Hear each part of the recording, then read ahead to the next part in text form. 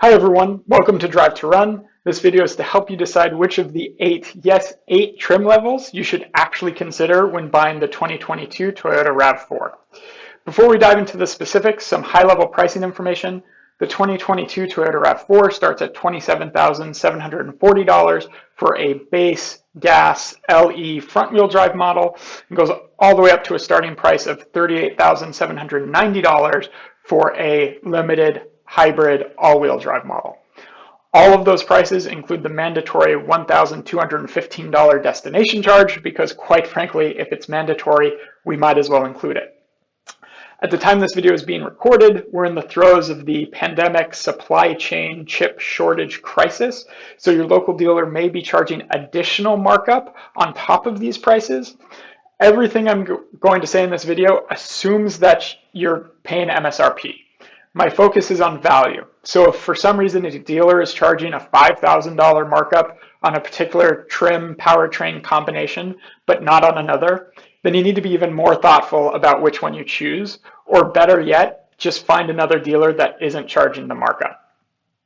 A quick note on powertrain. All-wheel drive is available for a $1,400 upcharge on all trims that don't have all-wheel drive as standard. The hybrid models are only available with all-wheel drive, and those cost $1,150 more than their non-hybrid all-wheel drive trim mates. My opinion, if you're going to get all-wheel drive, get a hybrid. The improved performance, extra fuel economy, and likely better resale value make it nearly a no-brainer. Now, I'm not going to specifically address the RAV4 Prime, the plug-in hybrid version, in this video because there are a bit too many individual variables to determine whether or not it's the smart choice for you.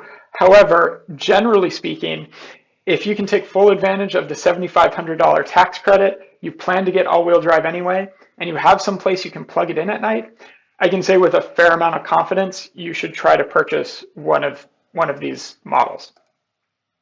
Now back to trim levels. As I mentioned earlier, there are 8 trim levels in the 2022 RAV4. The LE, the XLE, the XLE Premium, the SE, the XSE, the Adventure, the TRD, and the Limited. The SE and XSE are only available with the hybrid all-wheel drive powertrain, and the Adventure and TRD are only available with the gas all-wheel drive powertrain. Now let's start diving into some of the specific trims. First, the LE. Quite frankly, avoid it if at all possible. Why?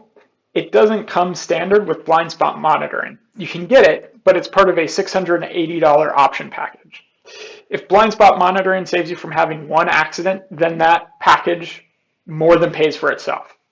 So assuming you're going to get that package, then the price differential, the step up to the XLE, becomes only $800, $1,480 minus that $680.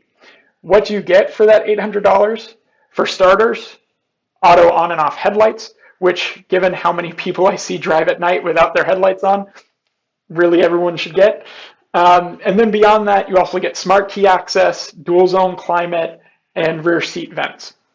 Now, if you don't think all that's worth $800 because you'll rarely have passengers with you anyway, then I kind of question why you're getting a RAV4 to begin with. The next ones to talk about are the SE and XSE all-wheel drive hybrid trims. Unless you absolutely love the styling changes of those, they aren't worth the additional cost.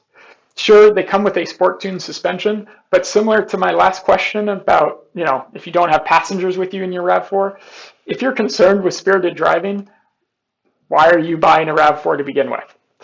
These trims also limit your interior color options to black only, and there's no option for ventilated seats. So if you live in a warmer climate, I'd definitely remove these from your consideration.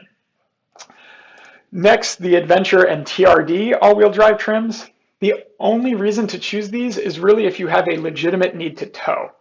These bump up your towing capacity from 1,500 or 1,750 pounds on the gas only and hybrid models respectively to 3,500 pounds, primarily due to an upgraded transmission cooler.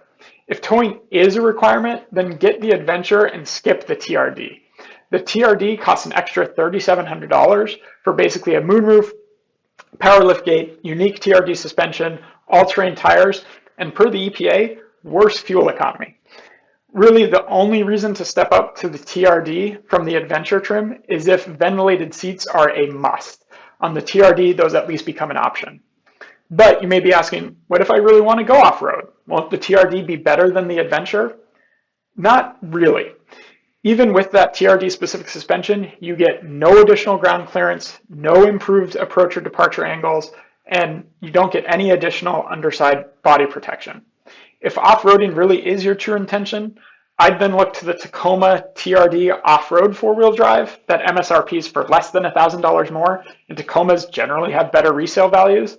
And then if you really want an off-road oriented compact SUV, then the Bronco Sport Badlands or Jeep Cherokee Trailhawk are more off-road ready for a similar cost.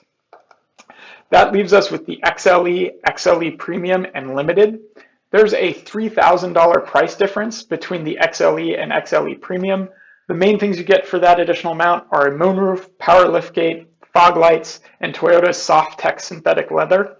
Honestly, if those are things you care about, the $3,000 upcharge seems reasonable. You can't option the XLE to have Soft-Techs or fog lights, but you can option it up to have the moonroof and power liftgate. Finally, I honestly don't see a good reason to step up from the XLE Premium to the Limited.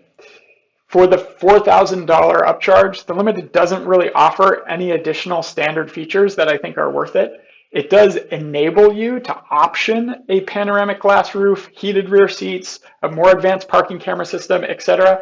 But those are still options on top of the $4,000 price of entry to that trim. In summary, of the 8 RAV4 trims offered, there are really only 3 that I would recommend.